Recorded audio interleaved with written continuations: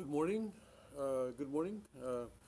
We're in a kind of an emergency situation today. This is the King's Report for February 14th, 2018, the 8th year of Chungi, the 12th month, and the 29th day by the heavenly calendar. I'm Tim Elder, in for the second king of Cheongguk, Hyungjin Moon.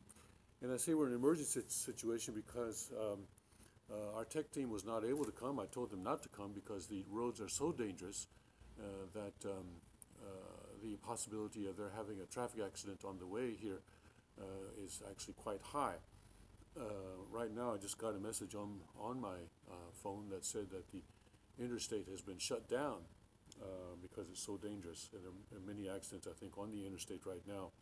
Because basically, it's just they could actually just bring the Winter Olympics here right now. The interstate has become an ice rink, you could say. You'd have to skate down it. You cannot drive down it. You'd have to skate down it. But people don't have their skates with them, and so they are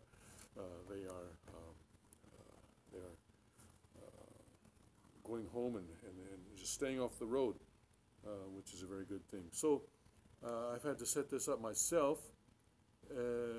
So things are going to be. But anyway, hey, we're doing the King's Report today. We're not missing a day. We're doing the King's Report today. That's the what we can say right now. Right now, so things are going to be a little bit rough today. All right, but please, and you may not be able to hear me very well because I don't have a microphone in front of me. You can see I don't have a microphone. I'm using my cell phone to broadcast on the on the YouTube app, and so I'm using the microphone that is in the cell phone. That's about 3 or 4 feet in front of me, and so I don't know how well you can hear me. But anyway, hey, we're doing the King's Report today, all right? We're not missing a day. It's 31 degrees and cloudy right now in the Cheongguk area, and we're expected to get up to 46 degrees today. Milder with clouds and sun is the forecast. Tonight going down to 36 degrees, cloudy with a shower late. And then tomorrow, Thursday, we'll be going up to 56 degrees. 56 degrees during the daytime for the high tomorrow. And then, when we are doing our midnight celebration and so forth, it's only going to go down to 44 degrees. So it will be mild even during the night as we are bringing in the new Cheongi year. The new 9th year of Cheongi will begin with a very mild morning. All right, let's go to our Rima for today. My Rima for today is, let's see, 1 Corinthians chapter 5. Let me bring that up. Yes, I'm doing this on the fly here because I didn't have time to prepare. I was trying to figure out how to use the app. First time I'm doing the live broadcast on the app, by the way, but it does seem to be working. Let's see, chapter 5, 1 Corinthians 5, in the first 5 verses is what I'll be reading here. It is reported, Paul says, that there is fornication among you, and such fornication as is not so much as named among the Gentiles, that one should have his father's wife. Whoa, that's pretty bad. This is going on among the Christians there. And ye are puffed up, and have not rather mourned, that he that hath done this deed might be taken away from among you. For I verily, as absent in body, but present in spirit, have judged already, as though I were present concerning him that hath so done this deed. And in the name of our Lord Jesus Christ, when ye are gathered together in my spirit, with the power of our Lord Jesus Christ, to deliver such and one unto Satan for the destruction of the flesh, that the spirit may be saved in the day of the Lord Jesus.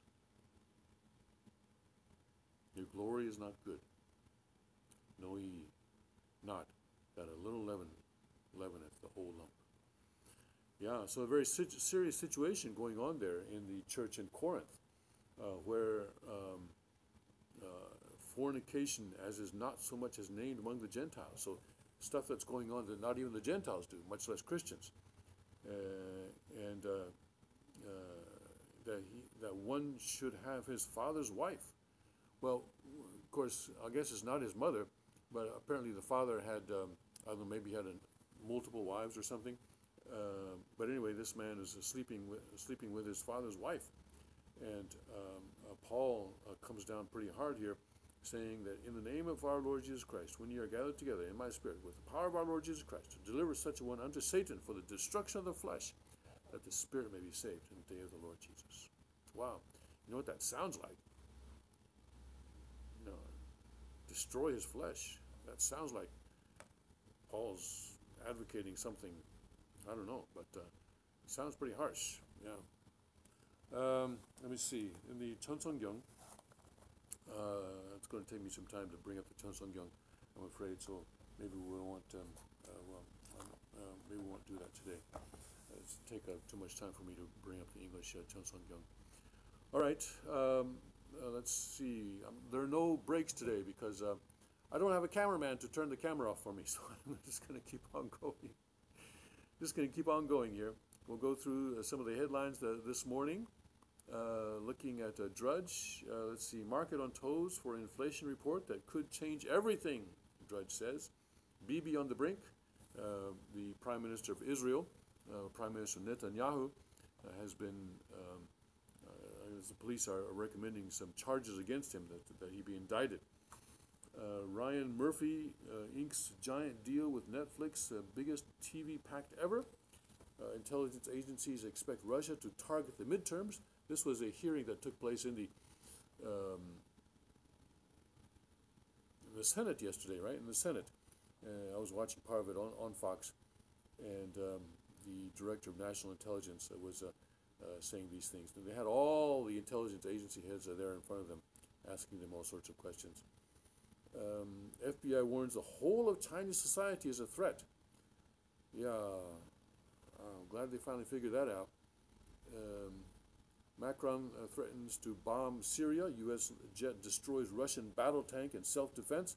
But this is not a. The headline here calls it a Russian battle tank, but it's a Russian-built T-72 tank that was not being used by the Russian military, but by the I think another military. I believe it was this Syrian military.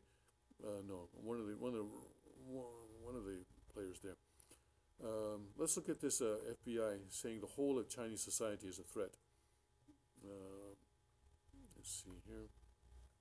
FBI Director Christopher Wray reiterated a commonly held view on Tuesday that China is seeking to become a global superpower through unconventional means, but framed the threat China poses to the U.S. as not just a governmental one, but as a societal one too.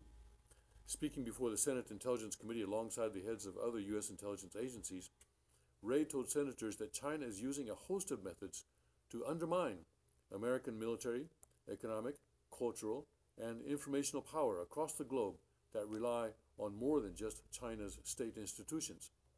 One of the things they're trying to do is view that one of the things we're trying to do is view the China threat as not just a whole of government threat, but a whole of society threat on their end, Wray said.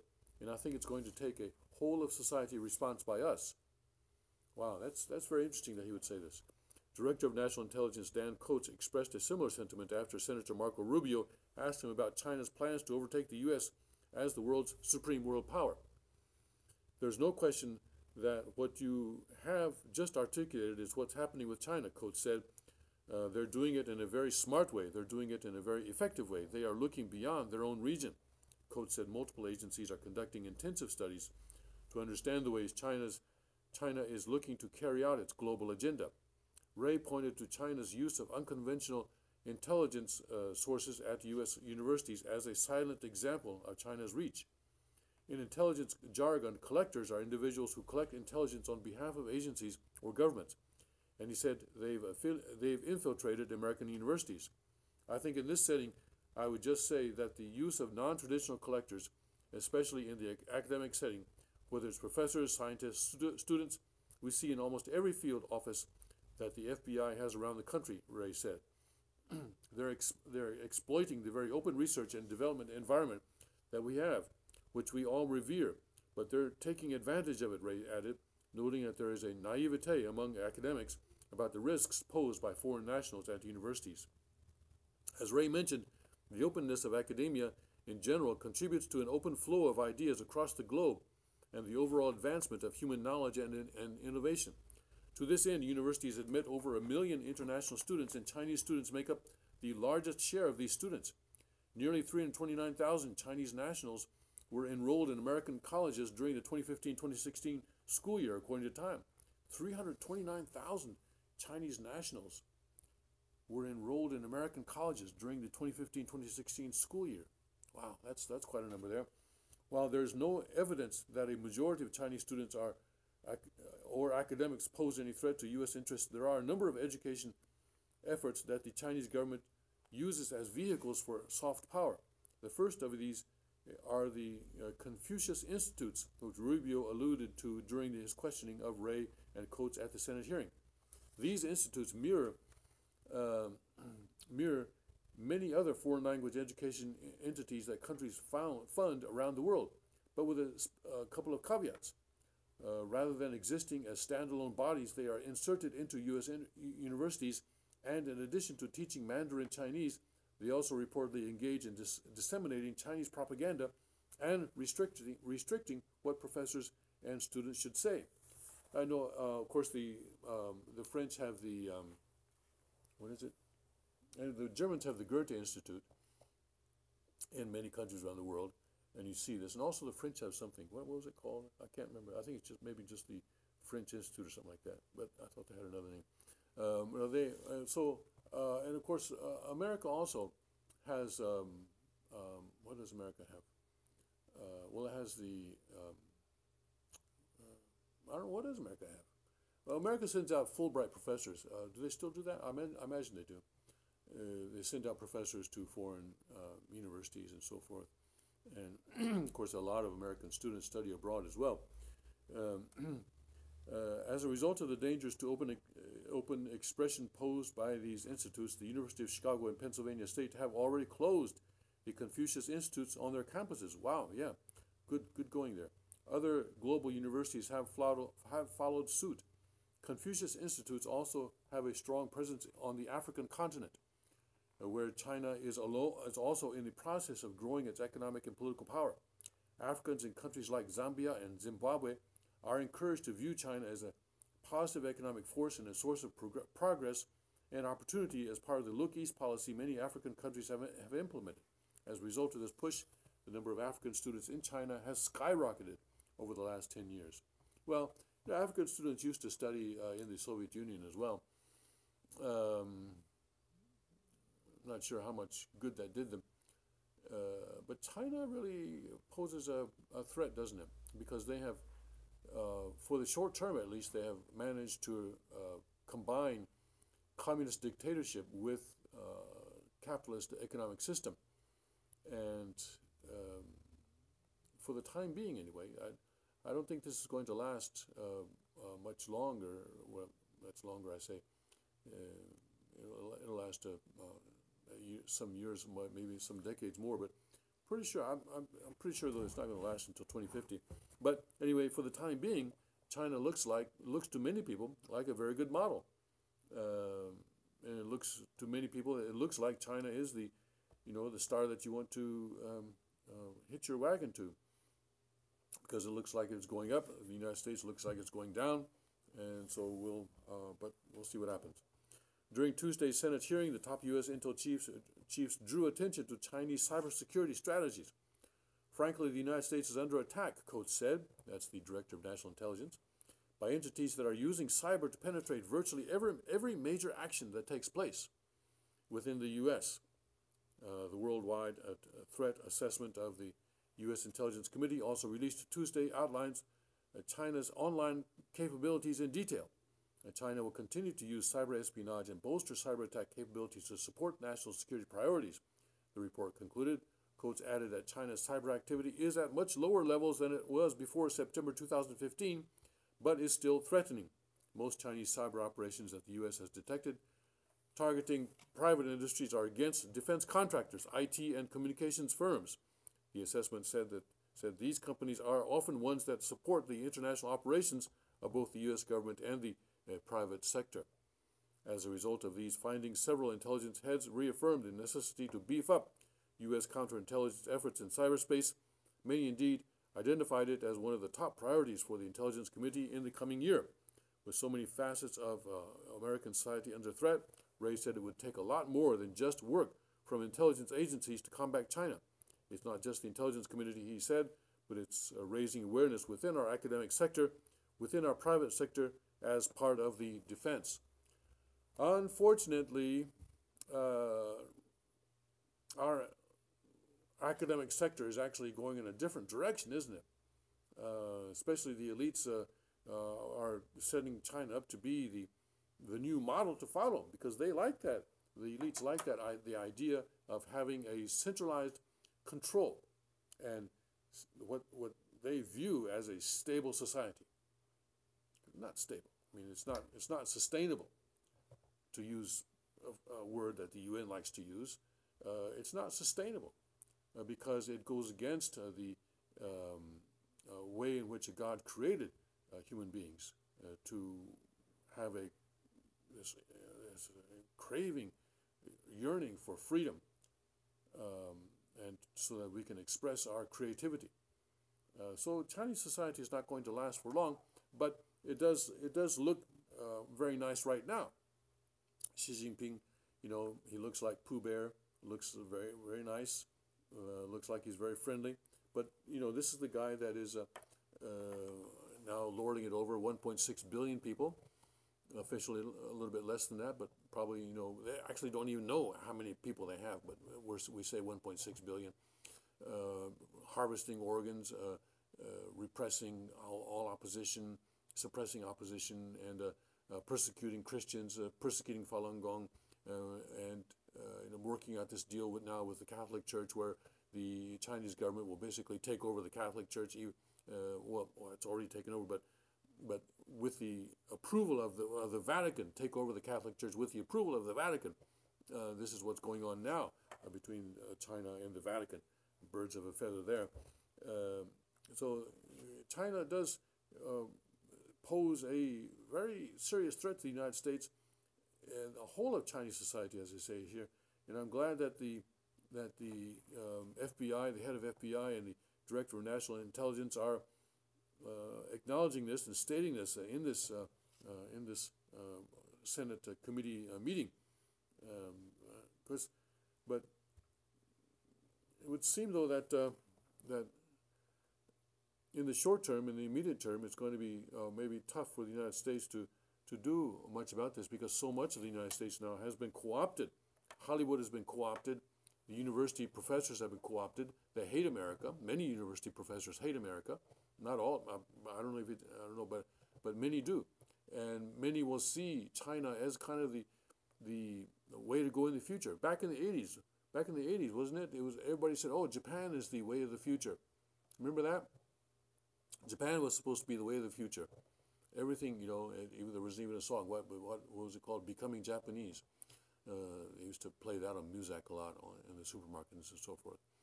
Becoming Japanese, because Japan was supposed to have the answer to all the ills of society, and you know, Americans were eating sushi, and there was a fad and all that kind of stuff. But look where that went. And no one's talking about that anymore, because after, what was it, in late 80s and then early 90s, Japan went into kind of a slump, and it's been going through deflation and stagnation, and had a lost decade, and another lost decade, and another lost decade.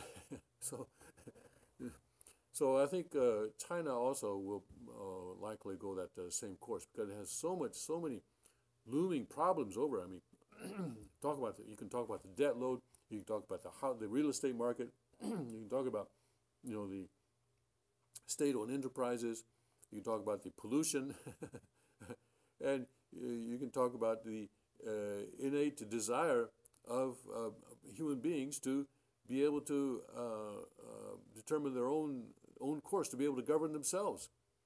People have that desire.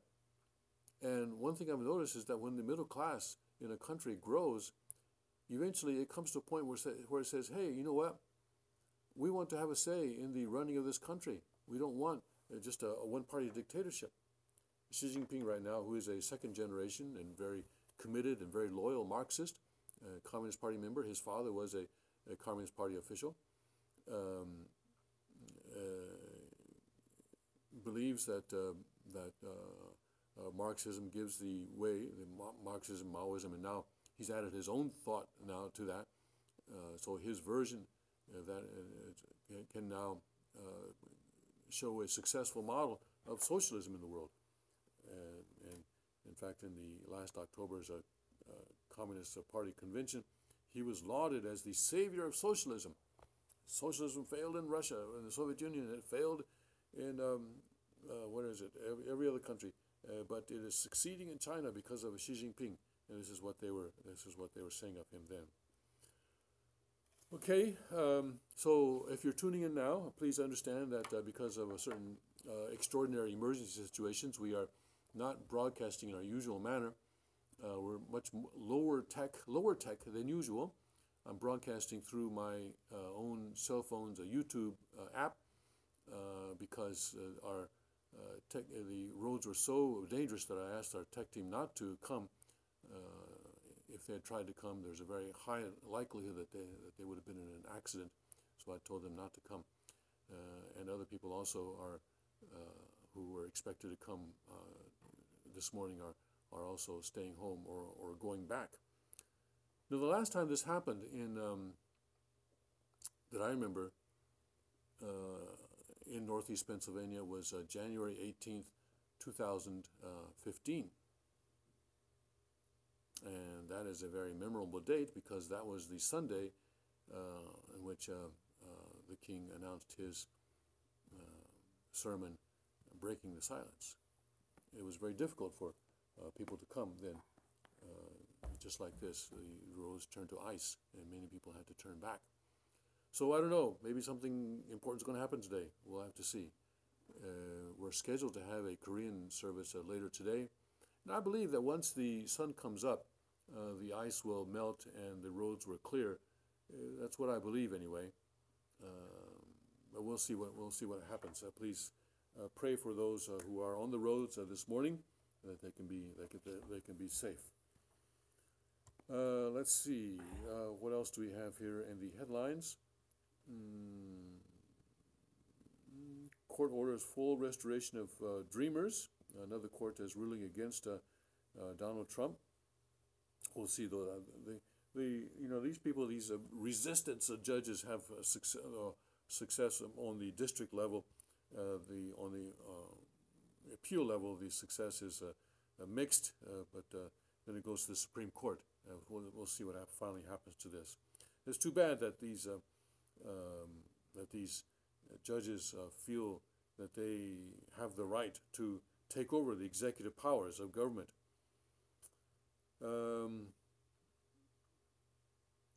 Video, students afraid to express support for border wall.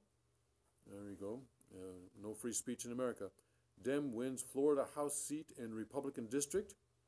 Okay, we'll look at that later. Teacher alleges Me Too sex harassment by students. Missing skier found 2,800 miles away, confused and wearing same gear. Very odd. Songbirds have brains specially designed to find mates for life. NASA to investigate 10,000-year-old rock that shows paintings of UFOs. It's in quotation marks there. Weekend, how many box office records will Black Panther break? New York Times investigates if white children can wear superhero mask.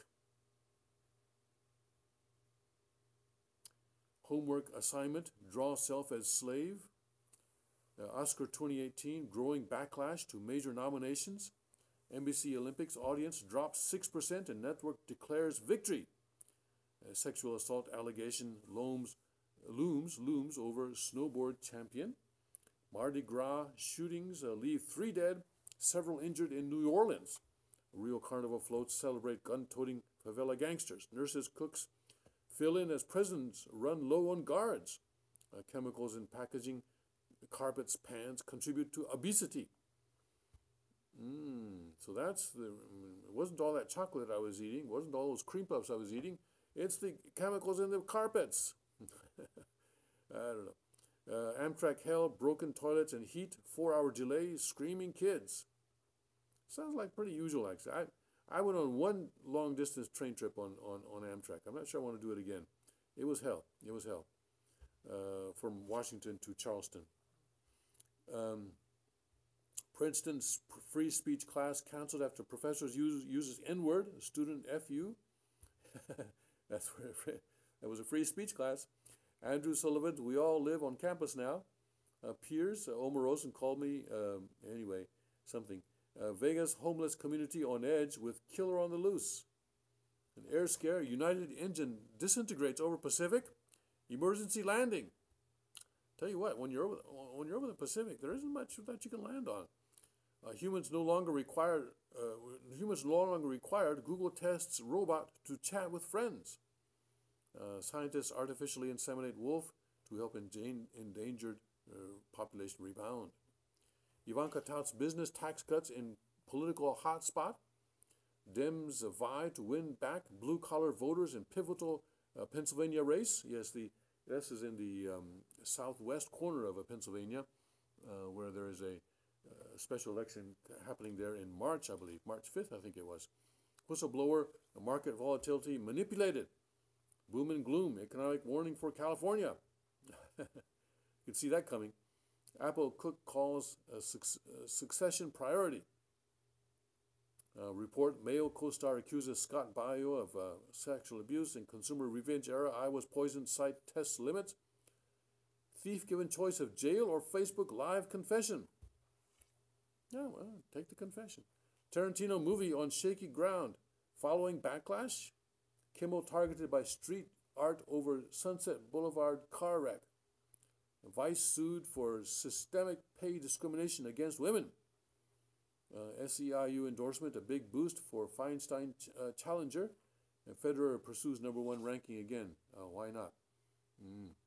All right, so where were some of the ones that we were going to look at here? Dem wins House seat and Republican district in Florida. Let's see what's going on there. Sarasota, Florida. A Democrat has won a Florida House special election in legislative district that Republican President Donald Trump carried in 2016. Uncertified results from the Sarasota County Elections Office show that Margaret Good took more than 52% of the vote in Tuesday's race, while Republican James Buchanan had nearly 45%. Libertarian Allison Foxall received just over 3%. The Herald Tribune reports that the final turnout figure was 36%, more than okay, let's see. So anyway, this election was won, but there's no analysis, no really, just gives us the numbers. Doesn't really tell us what's going on there. But I guess they see it as a kind of a, Democrats will say that this is a referendum on Trump, but we'll have to see. We'll have to see. There's a lot going on in these elections all the time. You know, all politics is local, you know.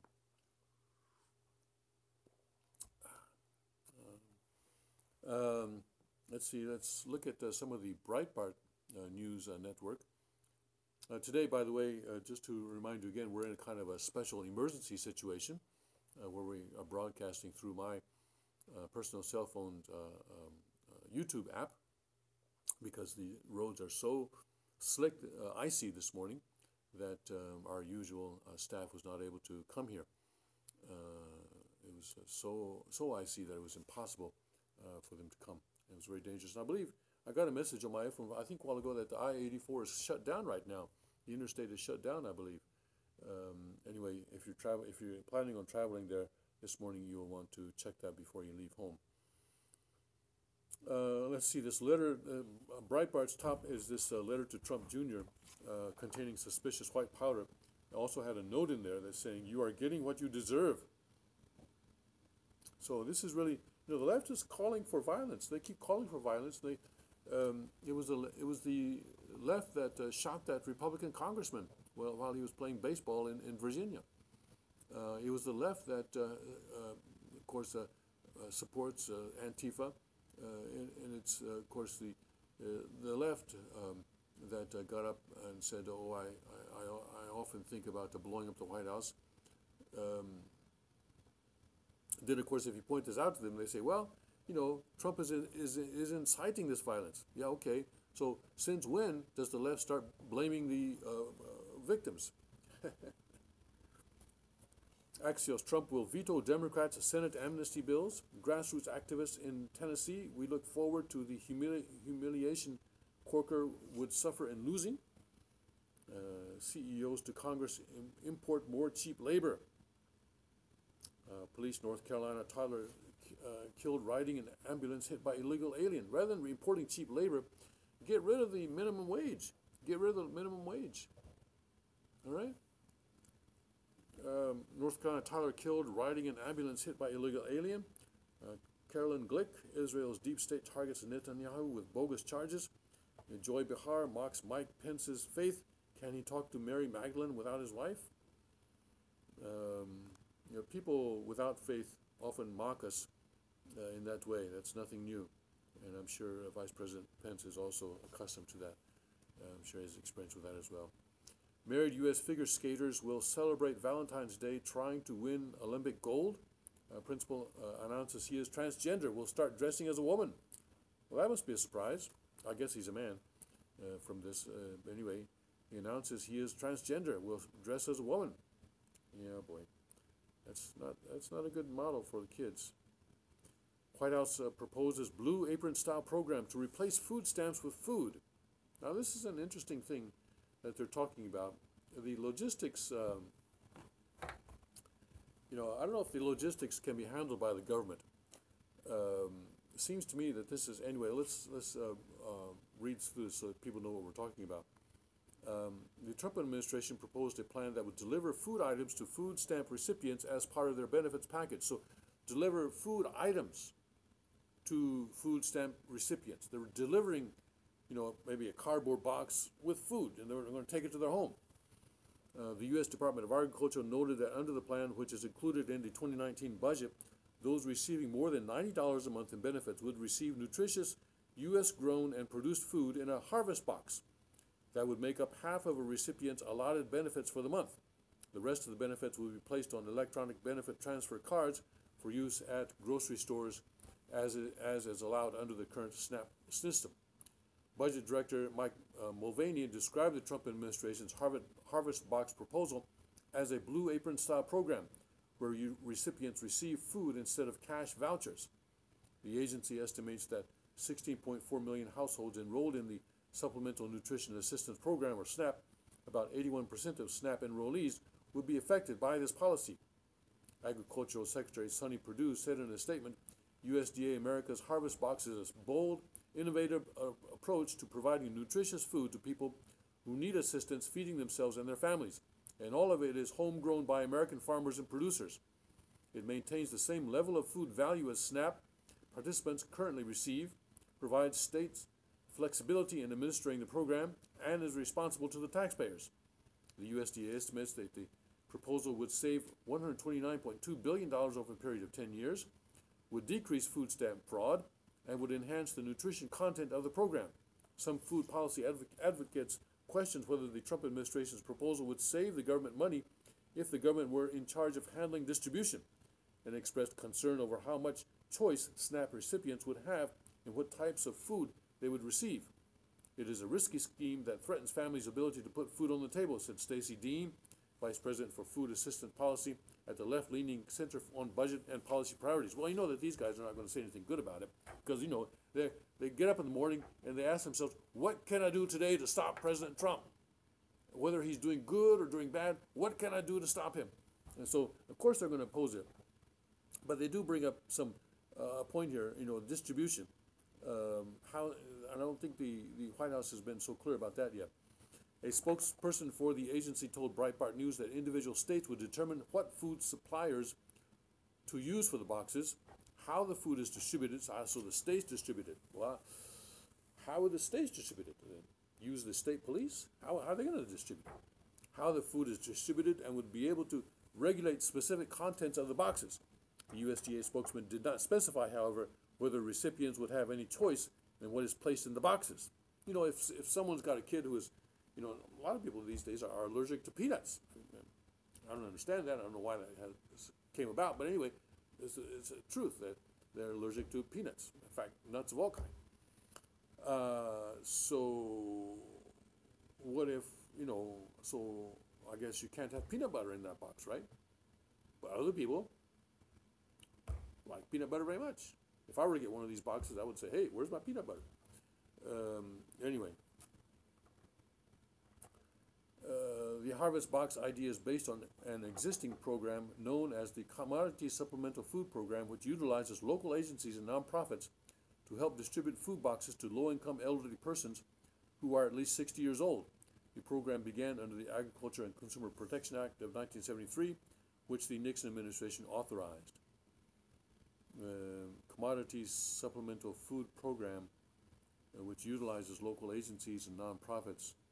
So, okay, they're going to utilize local agencies and nonprofits to help distribute food boxes to low-income elderly persons who are, this is what they're doing now, they're going to expand that, or at least it's going to be based on that, I guess.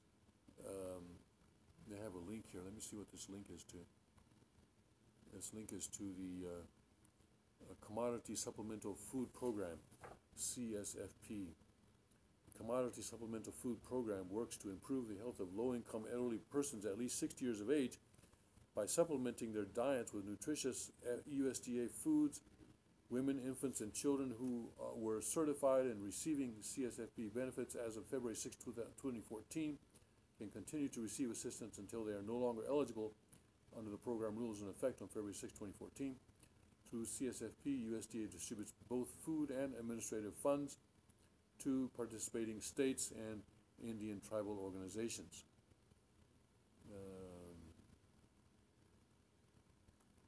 This is their website here. Food fact sheets, recipes, foods available list, program, oh look, they have a list of foods that are available, okay. All right, well, so this is something that they're doing now, and they want to expand it. So maybe this, well, I see the whole list of things here. Let me see.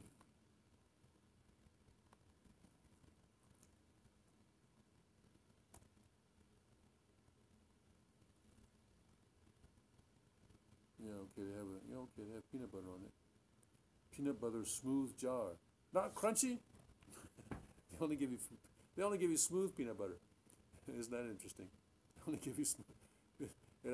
You can have peanut butter, but it has to be smooth peanut butter. I don't know. What if you like crunchy? Anyway.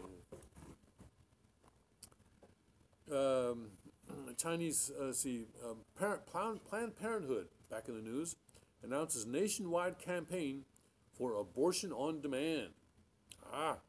Hey guys, get out your pickets, get out your signs, get ready to demonstrate. Planned Parenthood announces nationwide campaign to increase access to abortion on demand. Let's see what this is about. Planned Parenthood has announced a new campaign in all 50 states that will increase abortion access in order to empower women and their dreams. That's so sad.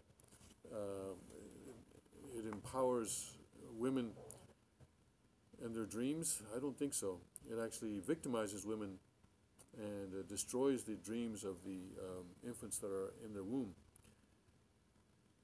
The abortion industry giant, which profits from abortions, says it will be going on offense as it continues to perform over 320,000 abortions per year in the latest. But I think the number of abortions is going down. Maybe this is why they are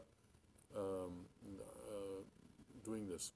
In the latest annual report, Planned Parenthood shows it took in nearly $544 million in taxpayer funding, as it also boosted its profits by $21 million, or 27% from the prior year. Despite calling itself a women's health care group, many of the organization's non-abortion services are in decline. Quote, this is really about advocating for women's health and rights through the legislative system and educating the public and lawmakers about what is at stake, said Dawn Lagunes, Executive Vice President of Planned Parenthood Federation of America, reports the Washington Examiner. We need to not just protect access, but expand access to reproductive care that empowers women and their dreams. So when they say reproductive care, they're not doing the reproductive part of it, are they? I mean, they are destroying the reproduction. They are destroying babies in the womb. So this is not reproductive care, it's reproductive murder that they're carrying out. According to the news report, two of the efforts the organization has already spearheaded include supporting a bill in California that would require the public university system to supply the abortion pill to students requesting it, and working to repeal a Missouri law that requires a 72-hour waiting period prior to abortion. Planned Parenthood is also supporting a bill in Maine that would allow nurses to conduct medication abortions. Oh, wow. Kill a baby with poison.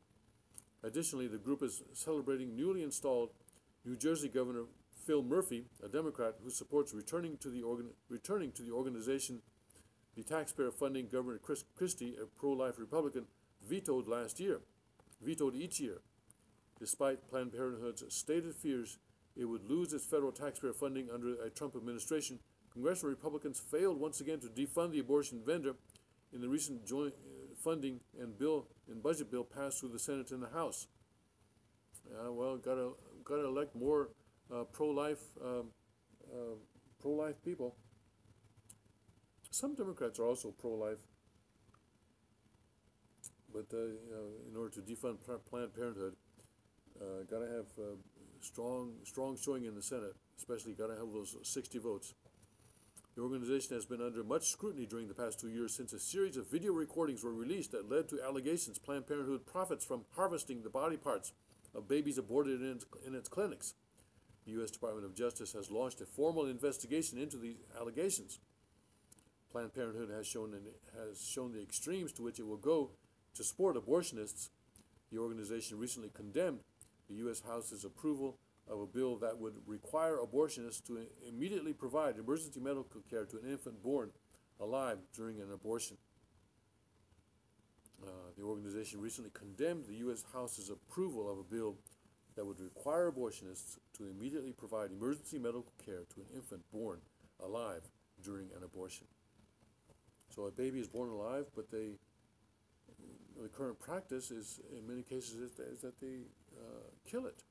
They leave it in a room and just allow it to die there. This is the kind of thing that is going on with Planned Parenthood. It's an evil, evil, evil organization. It is organized crime. It is organized murder that they are doing.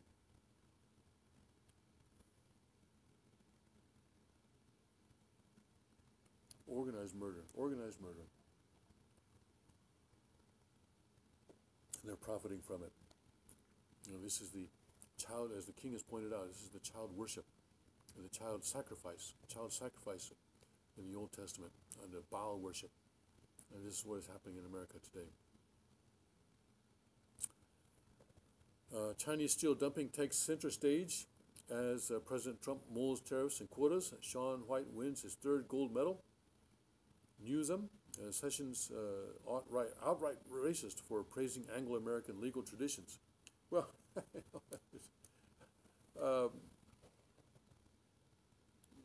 Barack Obama, I think, used the same phrase, but was he racist too? Sarah Silverman, Attorney General, a racist. Andrew Sullivan, we all live on campus now. Povovich, we live in a racist country. Wednesday inflation data to send stock market on another wild ride. Meet Kendi Wiley, controversial artist behind bizarre Obama portrait. This is the state of American politics. That everyone who they're not using Nazi anymore, are they? I guess that sort of went out of fashion. Now if anyone disagrees with you, that person is a racist.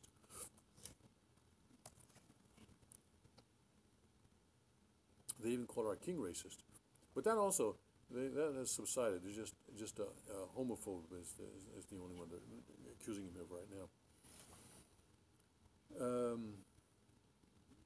This this email that Susan Rice wrote to herself on the last day of work, actually 15 minutes after her last day that she wrote this, which is interesting. Days before leaving White House, Obama questioned the sharing of intel with Trump. This is in the worldtribune.com. On the final day of the Obama administration, an email National Security Advisor Susan Rice sent to herself indicated there was discussions of withholding classified information on Russia from the Trump administration, two Republican senators say. Senator Chuck Grassley of Iowa and Senator Lindsey Graham of South Carolina said they discovered the unusual email Rice sent to herself on January 20, 2017.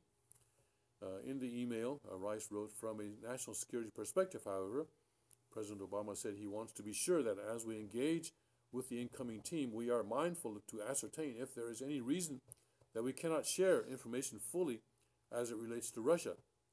The email was referencing a January 5th Oval Office meeting Rice attended with Obama, Vice President Joe Biden, FBI Director James Comey, and Deputy Attorney General Sally Yates.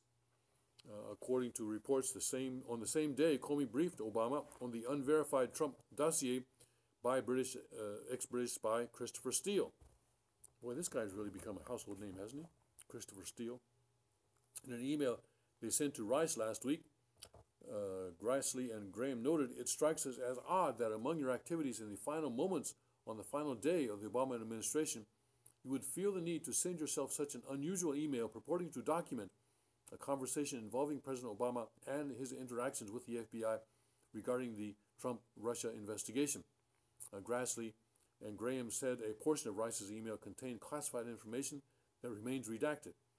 Rice also wrote on the January 5th meeting, the president asked Comey to inform him if anything changes in the next few weeks that should affect how we share classified information with the incoming team. Comey said he would. Rice said that Obama began the January 5th meeting by stressing his continued commitment to ensuring that every aspect of this issue is handled by the intelligence and law enforcement communities, quote, by the book, unquote. Grassley and Graham say they question whether Obama administration conducted the Trump administration by the book. The two senators recently sent a letter to FBI Director Christopher Wray and Deputy Attorney General Rod Rosenstein, referring Steele for possible criminal investigation for misleading the FBI about his work on the dossier. So I was watching some interviews of Grassley and Graham on TV last night, and you may have seen it as well. They were pointing out that when you actually look at what was done, it was not at all by the book. So why this emphasis to do everything by the book? It looks very much like this is the purpose of the email was to protect Rice herself and also to protect former President Obama. Boy, I love saying that, former President Obama. Anyway, former President Obama. So they want to get to the bottom of this, and this looks like it'll be a new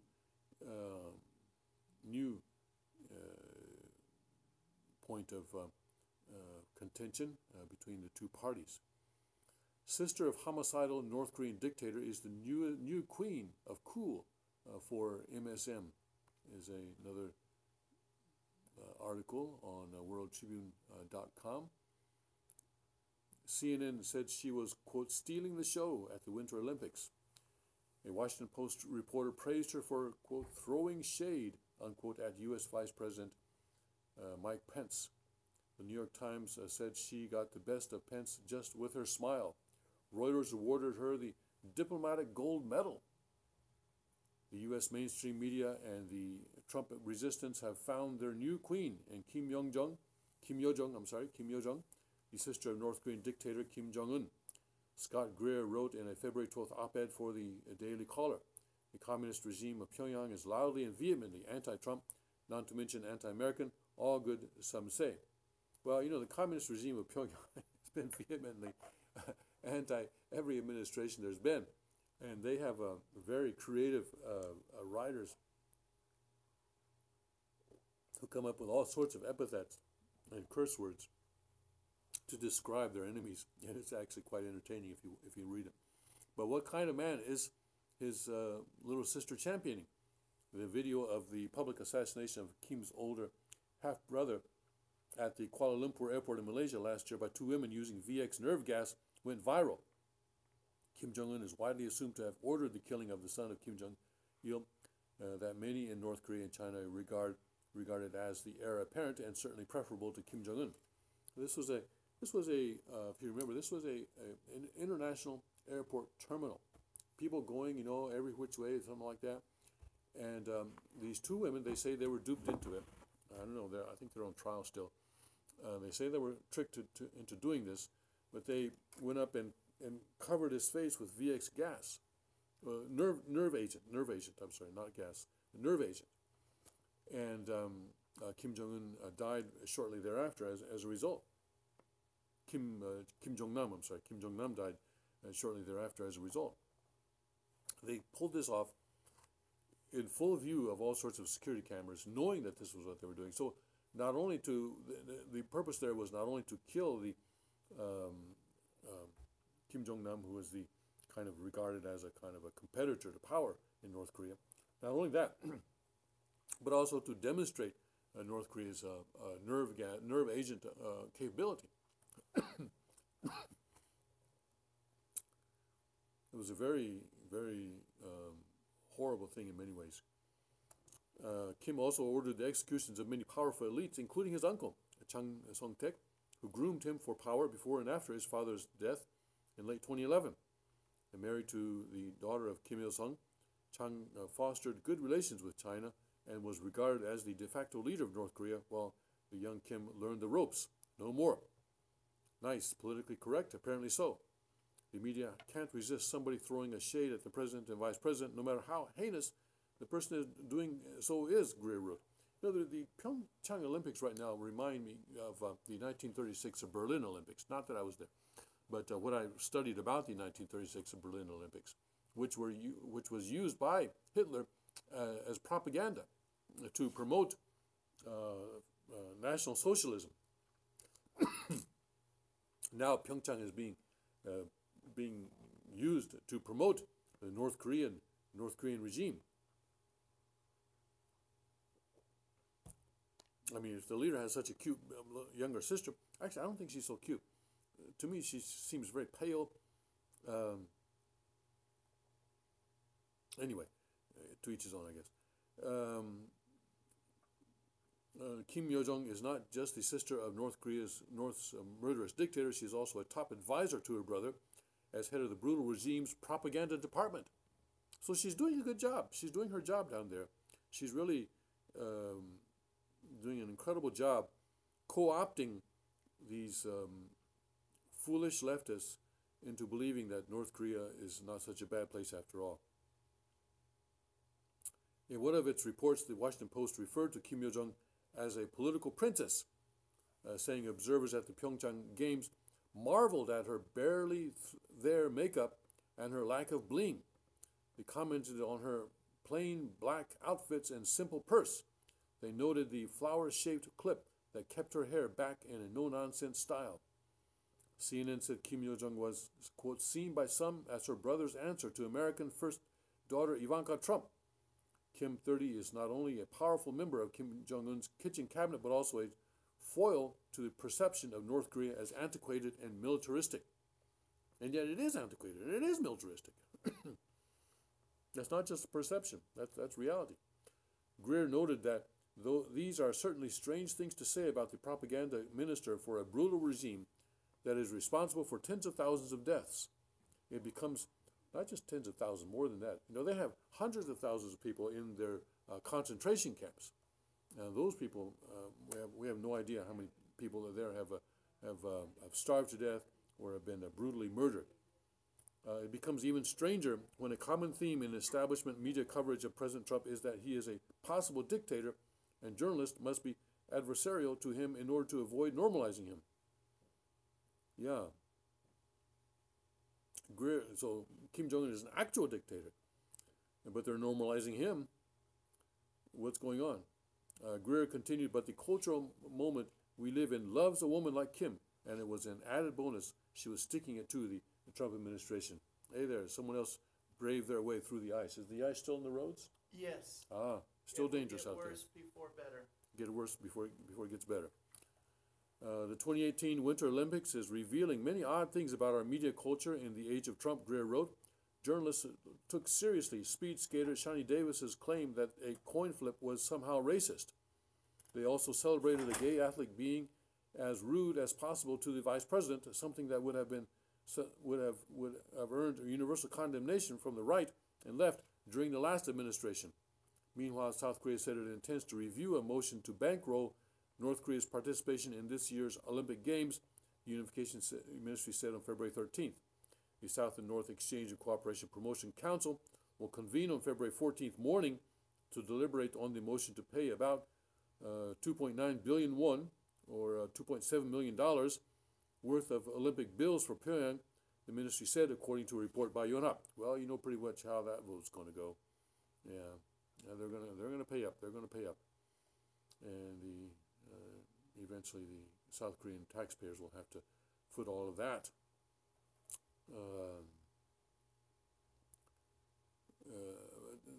The king has pointed out correctly that the Pyeongchang Olympics have become an anti-Trump rally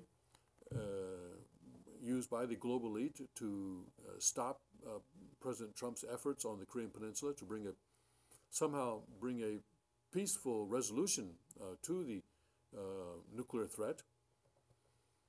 Peaceful meaning minimum of human casualties, as peaceful as it can reasonably be. Now that momentum has been completely stopped, and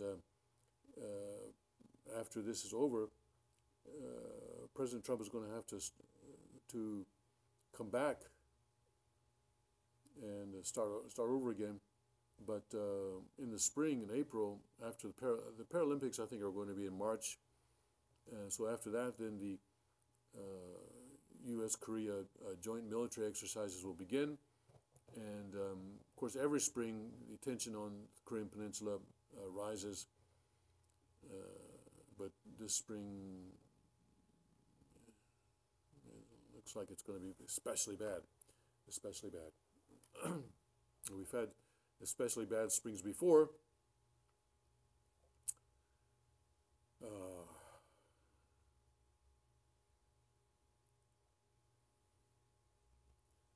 National Center on Sexual Exploitation cites Amazon on its 2018 Dirty Dozen list. Let's see what that's about. We're broadcasting on emergency situation today using my cell phone's YouTube app instead of our usual tech staff, because the roads are so icy that almost impossible to travel on. Amazon joins Hollywood Men, Twitter, and YouTube on the 2018 Dirty Dozen list for sexual exploitation. The National Center on Sexual Exploitation, which puts out the list, said Amazon facilitates the sale of materialized, sexualized children and normalize the dehumanization and sexual commodification of women.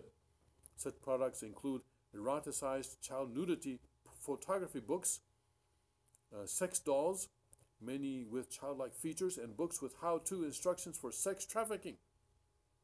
According to Haley Halverson, vice president of the center, if the Me Too movement has revealed anything, it's that sexual exploitation runs deep in our society, and the Dirty Dozen list gives individuals a voice and a chance to take action and hold mega corporations and public influencers responsible for promoting rape myths and sexual entitlement that fuel sexual harassment and violence. The 2018 Dirty Dozen are, just a minute, keep you in suspense there for just a minute. The 2018 Dirty Dozen are Amazon, Backpage.com, Comcast, Nabisco, is that how you pronounce it? EBSCO, HBO, iBooks, Hollywood Men, Roku, Snap, Steam, Twitter, and YouTube. We are talking about mainstream corporations and services like Apple's iBooks, Google's YouTube, Roku, and Twitter, which the American people use and interact with every day on a mass scale, and which simultaneously simultaneously promote or profit from messages of incest, the dehumanization of women, sexual violence, and even racism and child exploitation, said Halverson. So this Me Too movement expanding now into this Dirty Dozen list, although they put it out each year, but it's receiving even greater attention this year because of the hashtag Me Too movement and phenomena. Isn't that a great thing that happened after True Mother was installed on September 23rd? And it's continuing because now women are empowered to speak out, whereas before they were not. More and more women are feeling empowered to speak out. That's a wonderful thing. That's a wonderful thing. Israel warns Assad, do not attack Iran. Do not allow Iran to attack Israel from Syria. Let's see what this is about, because we're getting very, very close to war in the Middle East. Right now, these are we're still on worldtribune.com. Israel would not hesitate to attack. And this occurs, by the way, as the Prime Minister of Israel is, the police are recommending charges against him for corruption. So Israel would not hesitate to act against the Bashar Assad regime should Assad allow Iran a military base from which to attack Israel from Syria, the Israeli security official said. Assad and Hezbollah are the same, and if there will be an attack against us, we will not be obligated to act only against the source of the attack. National Infrastructure, Energy, and Water Minister said on February 12th. We will reserve the right to choose the right front. Steinitz, a member of Israel's Security Cabinet, that's this minister who's speaking here, warned in an army radio interview that Israel would act against Assad if Iran crosses the red lines that Israel has established. A lot of red lines there in the Middle East. A lot of red lines. The first red line would be allowing Iran to establish a forward military base for the Islamic Revolutionary Guard Corps, Steinitz said. The second red line would be Syria allowing Iran the means to upgrade Hezbollah's missile capabilities.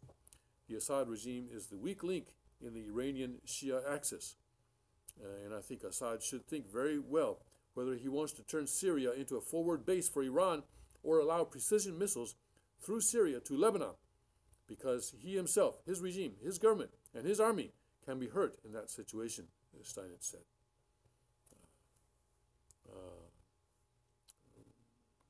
I don't know which is going to be first, a war on the Middle East or a war on the Korean Peninsula. We'll have to see. We're not taking any breaks today because we are, well, there's no cameraman there today. There's no one there to turn off the camera. I have to go around and turn it off, and that would not be so good. So I'm just going through here without breaks.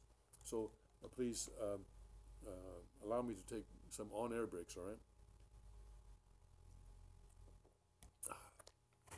That vinegar is good stuff. All right, let's see what else we can find today. Going here now to Fox News.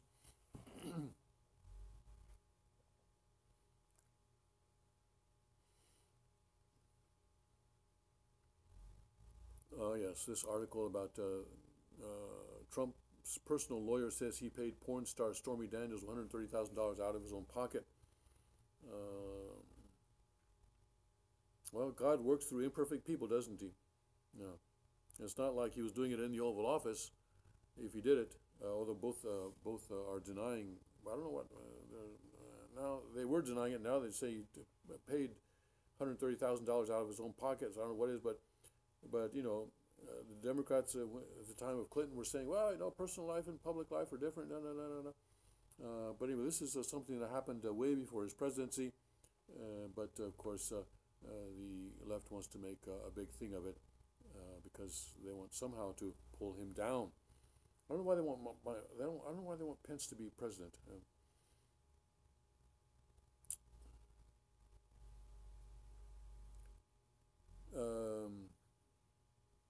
school bans racially insensitive Star Spangled Banner.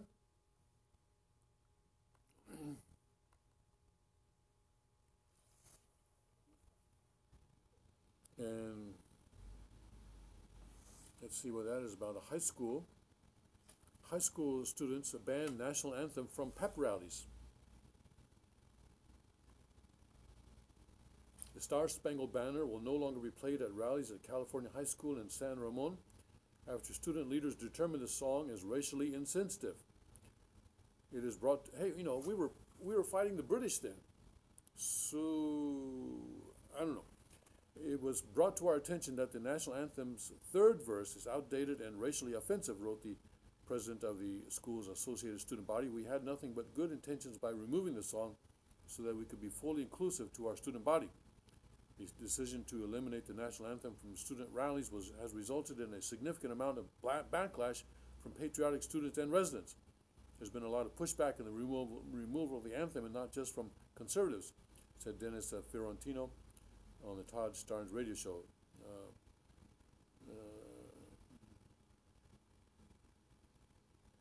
There's citing a third verse that references the hireling and slave. This is widespread debate among historians as to what Francis Scott Key was alluding to in the lyrics. Regardless, only the first verse is traditionally sung at sports events or public gatherings. The verse translated finds joy in the killing of African Americans, the student government president alleged. To think that our nation's anthem once had the worst word slave and land of the free in the same sentence leaves me speechless. I have chosen not to identify the student government leader because the student is underage, the author says. Moving forward, we must take action and be inclusive to all, the student body president wrote. The song was written in 1814. That was written 204 years ago. Imagine all the traditions and laws that have changed. As our culture shifts to one that is more diverse and accepting of all types of people, so must our traditions, the student government leader wrote. And although we understand that this anthem represents pride and patriotism in our country to many people, we believe that there are other ways that this can be accomplished without an expense to inclusivity on our campus. So really, the society is going crazy, isn't it? It's just going crazy. But this is, of course, it represents sovereignty. And of course, the left wants to attack sovereignty. And this student leader, I would say, has probably most likely been influenced by that leftist propaganda. This Todd Stearns, the columnist, writes, "Okay, enough of the nonsense. Where are the grown-ups in charge of this public school?" I reached out to the San Ramon Valley School District for a comment, as did several San Francisco television stations, but so far they are not commenting. I can't blame them. Probably, I mean, imagine, no matter what they say, they're going to get chastised by somebody. However, a leadership advisor, a grown-up, told the student newspaper that she agreed the national anthem is problematic and should have been removed. Well, that's just great. The teacher is actually encouraging young people to disrespect American values and traditions. It's unacceptable and inexcusable. The Star Spangled Banner may have survived the bombs bursting in air, but they may not be able to withstand the rampaging mob of politically correct inclusivists. Well, you know, if they have an objection to the national anthem, the proper way to deal with it would be to, you know, go through the official channels to change it. I don't know if removing it from high school pep rallies seems not just a bit, but quite extreme. Especially since people only sing the first verse, you know, and we can have a discussion about what the third verse means or whatever, but who knows the third verse? I mean, they probably had to look it up for a special class assignment or something before they even realized that this is what it said. So knock out the third verse. Knock out the third verse. Just sing the first two verses if you want. But this is obviously an attack. It's an attack on sovereignty. It's an attack on American values, as this columnist points out. And it's in California, and California more and more is separating itself from the rest of the nation. No, states' rights. Say states' rights. That's fine. I'm okay with states' rights. Because states' rights are an important thing in the Chattanooga Constitution. There are states' rights in the Chilean Constitution. Shaun White wins medal, then gets slammed for dragging the American flag. Well, at least some people have respect for things American.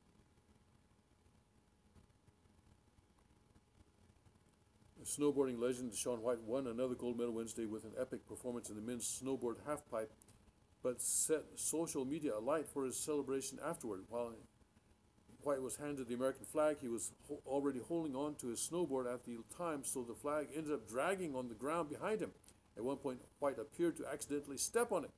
Observant Twitter users wasted little time to turn White from an Olympic hero to enemy of the state. So where are these Twitter people? Well, when the California high school bans the Star-Spangled Banner, that seems just as bad, I would say, just as bad as dragging the flag on the snow and perhaps even stepping on it.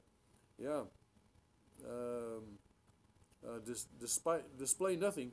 This on publish with no configured image. I think that was part of a mistake. White later apologized for the incident. Well, at least he apologized, but told reporters afterward he did not know he had let the flag touch the ground. Well, you're supposed to know. You're supposed to take care, be aware of where the flag is, and so not knowing is not an excuse here. I remember being handed the flag, but I was trying to put my gloves on and hold the flag and get bored. White said, honestly, if there was anything, I definitely didn't mean any disrespect. The flag that's flying on my house right now is way up there, so sorry for that, but I'm definitely proud, very proud to be a part of the Team USA and being an American and to be representing for everyone back home. Yeah. But the contrast here is very clear between that high school in California and this guy. At least he apologizes, whereas the people in California are just say, hey, we did a good thing. We have White's gold medal victory in Pyeongchang, South Korea was the Team USA's 100th gold medal in Winter Games history. His win makes him the first American male to win gold in 3 different Winter Games. The snowboarding star, 31, previously won the gold. So if he's won in 3 different Winter Games, he should be accustomed to holding the flag by now, if he's won that many gold medals. Yeah? He should know how to keep it off the ground. I mean, if this was his first time, you could see it, but no, he's an experienced guy. Come on. Half-pipe game in Vancouver in 2010, the flag should never touch the ground or anything beneath it, and should be raised and lowered briskly, according to the U.S. flag code. All right, so briskly raise it. But I'm glad that there are people on Twitter who call out this kind of thing. They should be calling out that California high school as well. I hope they're not shunning that responsibility. Okay, let's see what else is going on here. If you're tuning in right now, we're doing a kind of a broadcast under emergency conditions today. Kind of not low tech, I guess, but lower tech, because YouTube app is also kind of high tech, but it's lower tech than usual. We don't have a cameraman. You see, I don't have any microphone in front of me, so you may not be able to hear me so well, because I'm speaking into the microphone that's on my cell phone that's about 3 or 4 feet in front of me. Sorry about that, but anyway, we're setting the condition, all right? Even on this day, February 14th, 2018, the King's Report went on. The show did go on. That's the condition that we're setting. Thank you, God. Praise God. Praise God. Praise God for bringing my wife and I here safely, for one thing, because that was a challenge in itself. We were, we were in the Olympics. We were in the Olympics. We were sort of weaving around on the road there. Car was guided by God, I tell you. God was at the wheel this morning. Yes.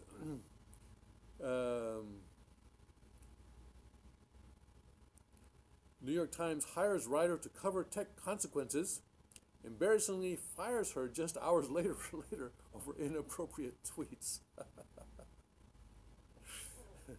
All right, that's wonderful. Medical examiner needs break while describing murdered child's autopsy. There's a lot of evil in the world. Yeah, there's absolute evil in the world. In Swipe at Trump, Berkeley becomes sanctuary city for marijuana.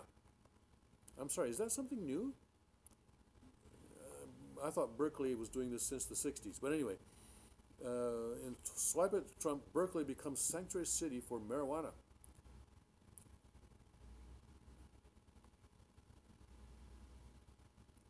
Berkeley on Tuesday declared itself a sanctuary city for marijuana use. Berkeley City Council voted unanimously to become a sanctuary city for legal adult use of marijuana. The San Francisco Chronicle reported the resolution prohibits city agencies' employees from assisting and enforcing federal marijuana laws and share information on legal cannabis activities. The report said, I believe we can balance public safety and resisting the Trump administration, Mayor Jesse Antrigan said on Tuesday's City Council. See that? California, it's going for states' rights. It's going for states' rights. Yeah? That's actually sort of a backdoor way of bringing us closer to the Chattanooga Constitution. That's why I like it. I like it. I like it. Of course, they can all, have marijuana and do all sorts of crazy things too, but that's up to them. I like the fact that we're moving forward here. California is moving us forward towards the Chattanooga Constitution and the states' rights. And the resolution is a message of the breaking down of the federal, centralized federal control. The resolution is a message of support to the cannabis industry and one of resistance to the federal government, the report said. See that? Yeah. The Drug Enforcement Agency and federal prosecutors often rely on local agencies to provide information and manpower for their operations, the Chronicle reported, citing experts. The experts told the paper it would be difficult to prevent a federal enforcement operation from cracking down on a particular provider, but non-compliance would show attempts of federal enforcement. Arguin acknowledges the resolution is a symbolic stand, KTVU reported. We're keeping with the strong position Berkeley is a sanctuary for people in our community. But he added an amendment that would allow the city police to cooperate with the DEA for investigations involving gang or criminal activity. The station reported, wait a second, so what's that? What's this? Come on, states' rights. So, what are you doing cooperating with the DEA? Now you disappoint me. These guys, they don't have guts. They always back down at the last minute. Anyway, but now of course, with this headline, all sorts of marijuana folks. I don't want to use the colloquial expression, but marijuana folks and others will gather to California and gather to Berkeley, and I'm sure they'll have a nice time there. I'm sure they'll get along just fine. I'm sure they'll get along just fine. Yeah. Anyway, states' rights. Yeah. California, states' rights means that individual states have the right to do stupid things. And then, we can see the results, and then we can do something different elsewhere in the country or elsewhere in the world. And so California wants to become an immigration sanctuary state. It already is, actually, and Berkeley wants to be a marijuana sanctuary city, and they want to do sanctuary this, sanctuary that. They want to, actually, I think the California Attorney General, is going to sue Trump to try and stop the tax cut that we're all enjoying. They want to do all sorts of stupid stuff they can, and then the rest of us will do it differently. All right, let's cover a couple more things here before we hit the 8 o'clock hour.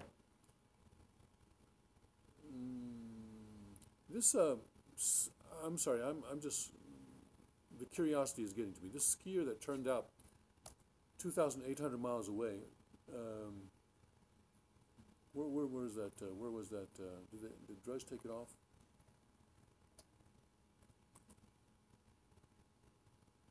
Here we go. Yeah, missing skier found 2,800 miles away, confused and wearing same gear. I'm just curious what this is about. Missing white-faced skier found alive in California. New York State Police said Konstantinos Danny Philippidis, 49, of Toronto, was found 2,900 miles away Tuesday in Sacramento.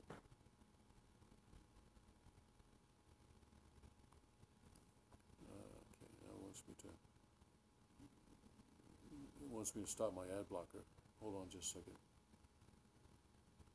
See, even if I have an ad blocker here, but what are you going to do, the site says, hey, I'm not going to show you anymore unless you stop it. Wilmington, New York, a skier missing from White Face Mountain has been found in California. New York State Police said found in Sacramento. Reported missing last Wednesday by friends who said he could not be found as the resort was closing. Last Wednesday, his belongings were found at the lodge and his car was still in the parking lot. Since then, hundreds of volunteers have spent 7,000 hours combing the mountain. Crews used canines and helicopters as part of the search. The steep and icy terrain make the search even more challenging. Philippides made contact with law enforcement officials in Sacramento. He was reported to be in good health. The circumstances of his disappearance remain under investigation. Officials have not said why he went missing. Before Tuesday, police said they had no reason to believe Philippides was not on the mountain. The Department of Homeland Security, New York State Police, New York Department of Conservation, United States Customs and Border Protection assisted with the search. Philippides is a married father with of a 28-year veteran Toronto firefighter. He had been skiing with a group of firefighters and retired firefighters. He was found confused and unable to answer questions as to how he got to California. Well, obviously, what was that called? The transporter. Beam me up, Scotty. Obviously. Ramagano said Philippides was receiving medical care after calling his wife and then 911. Philippides was found alone. State police did not say Philippides would face criminal charges. Officials have not said how he traveled to Sacramento. Romagano said he did not believe Philippides flew because he left his identification at Whiteface. State has not said how much the search for Philippides cost. Well, okay, so his ID was at the ski slope, okay. His car was in the parking lot. Of course, he could have had another car. He went missing on Wednesday, and then he showed up when?